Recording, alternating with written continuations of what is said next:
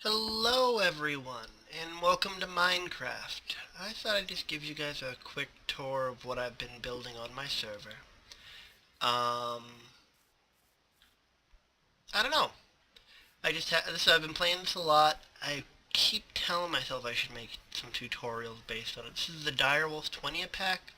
It's available through the Feed the Beast client. I will be linking it in the description of this video.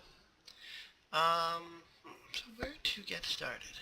Well, this is probably the least refined room. This is the building that started it all. As you can see, I started back here. I had this little long room with some basic industrial craft stuff, but I moved past that pretty quick.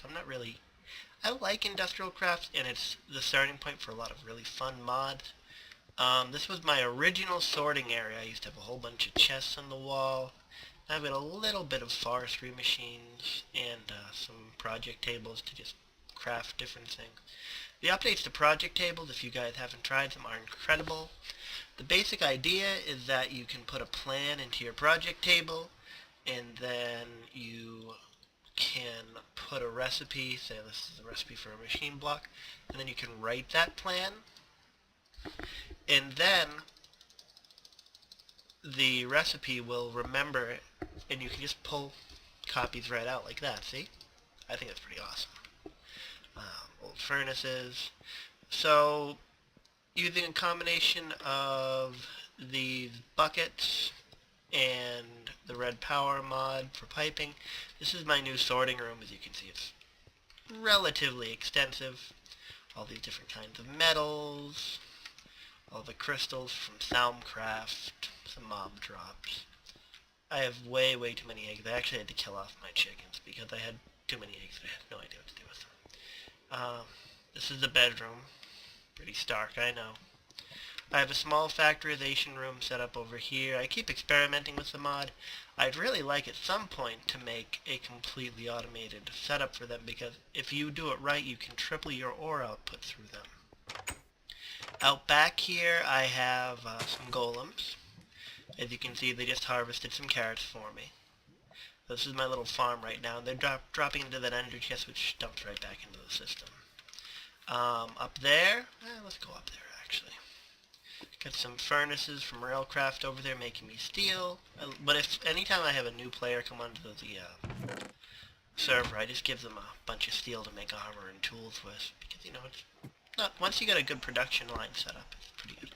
Oh, let's take a peek in here. This is my XP farm. I think this is Robocop and Robocop 2. I've got a soul crystal up there, so that's dropping the skelebabs, and these brains in the jar, they're collecting the XP for me. Come on. It's just a basic mob drop setup. It's just instead of having it kill them, it just kind of softens them up for the golems over here, see?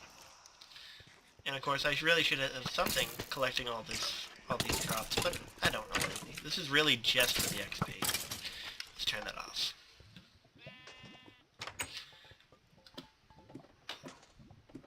Oh, no, I want to go up, not down. This is medium voltage line, one of the updates to red power. I'm using this to transport power from my windmills up here down to the base. That's the transformer that's stepping up the voltage. So there's two different kinds of windmills. I can get out from under it. There's this kind of vertical one, and then they have the more traditional one. I've got one of each. I have plans to expand this, but I've been pretty lazy. Here's a good view of my base from above. I used to have a tree farm over there, but if you looked back in the video, you'll see I have almost 40 stacks of saplings and way too many logs. That's where I fight the wither. I'll show that off in a bit. Oh, I'm not wearing my special armor. I can't fly. Oh, see, I have a full quantum and gravisuit set up, but I'm wearing my Thaumcraft stuff because I was playing with golems again. I'll show you that. That's probably going to be the last thing I show, because I'm pretty proud of it.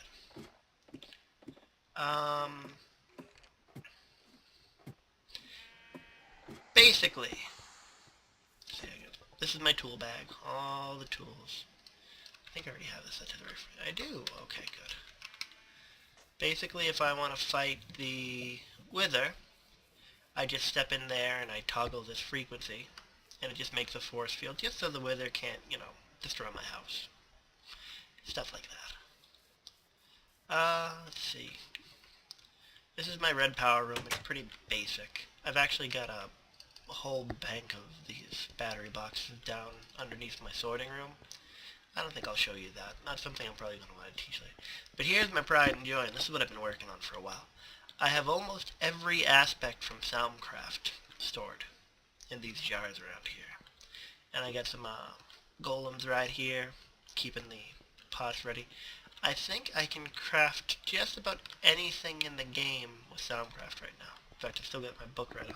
Should show you what I'm wearing. I'm wearing the full Soundcraft armor set thingy. I don't even remember. I think it just makes it so that stuff costs less V for you to cast it. Let's see. Yep. As you can see, I've got like the whole chart filled out. This took way huge amounts of resources to get. And I'm still not 100% sure I got everything. But, oh man, getting these little tiny feathers and stuff was so great. I haven't put any on these guys though, because as far as I understand, they don't really need them. Anything else I can show before I end this video? That is a chunk loader. We'll take a peek downstairs. I'll show you the energy bank. Since I haven't used a quarry in a while, the energy bank's been kind of stagnant. Yeah. That's a lot of Minecraft joules worth of power. It's run on fuel. I've got a really huge fuel refinery out. Where is that? I think it's out southwest. So I got this big old boiler supplying some steam engines, which are keeping these guys powered, but why aren't you full? Oh, very slightly not full. Let's turn those on. And then that last light will come on over there. One little green one you can see right there. We're gonna wait until that goes green and then let's go back over. Just pumping a little more juice into it.